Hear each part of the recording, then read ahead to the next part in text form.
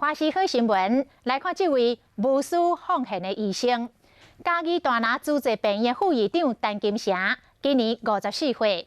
当初因为代代医学院毕业，回到家乡来服务，提升着偏乡的医疗环境，是做医生上大的心愿。这20年来，伊拢到弱势个案的厝内底看诊，温暖的心加上好医术，嘛，互伊将做粉林嘉义地区真重要的急动症的照护的推手，得到台湾医疗贡献奖。这个头是你帮我弄的。好啦，到以前治疗过病人厝内，陈金城甲患者欢喜拍招呼，面上带着温暖的笑容。这位是嘉义大拿主治病院副院长陈金城，得到台湾医疗贡献奖的伊，有一粒温暖的心。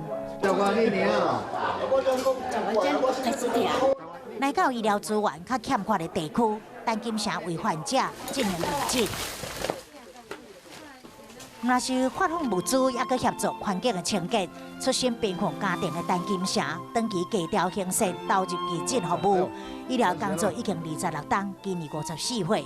伊对代代医学的毕业了后，就坚持倒来故乡服务。有能力可以付出，就希望说哪里有需要帮助的人，我们就去找。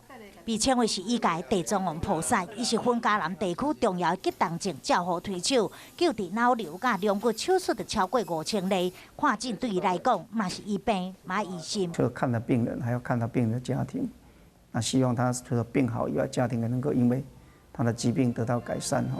伫分嘉地区，陈金城医师想推动跨区支援病院，建立完善的医疗环境，照顾偏乡的病人，这是做医师的本领。嘛是上大的心愿。